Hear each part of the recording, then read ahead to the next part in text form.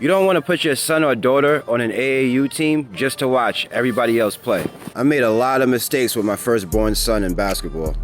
One of the things that we went through, which I can say now was a blessing in disguise, was him being cut from the first team that he tried out for. He was third grade trying out for a fifth grade team, but he ends up getting cut.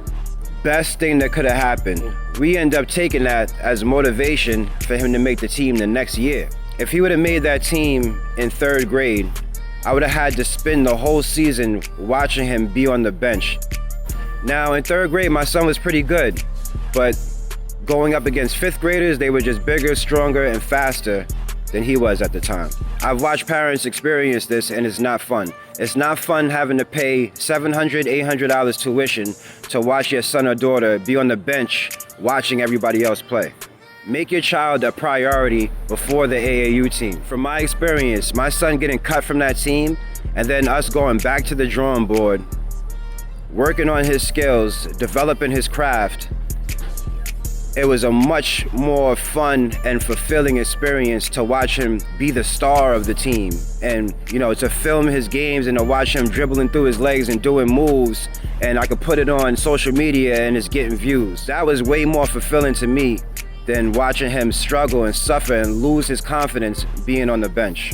So my recommendation to you is, don't put your son or daughter on a team and they can barely shoot the ball, they can barely dribble.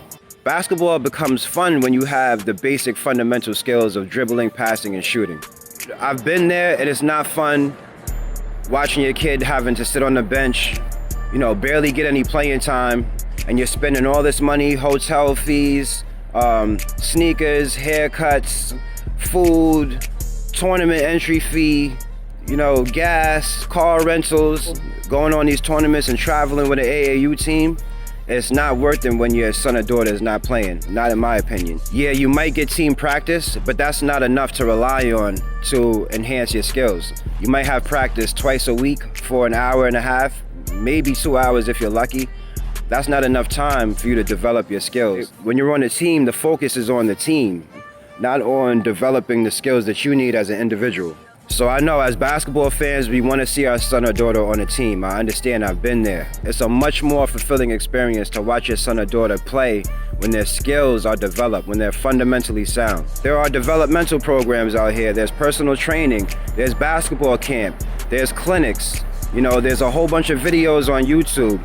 Develop your craft first, develop the skill, then put your son or daughter on a team. So your daughter is 8 or 9. Okay, so they spend that 9-year-old year developing their skill, and then at 10, you put them on the team, and they're one of the best players on the team. If they're not getting playing time in the games, they're usually not getting playing time in practice. I have to take my starting 5 and make sure they know the offense, they know the defense, and then your child is on the secondary team in practice. Thanks for watching Basketball Tutor. Let me know what you guys think. Stay tuned for more. Take care and have a blessed day.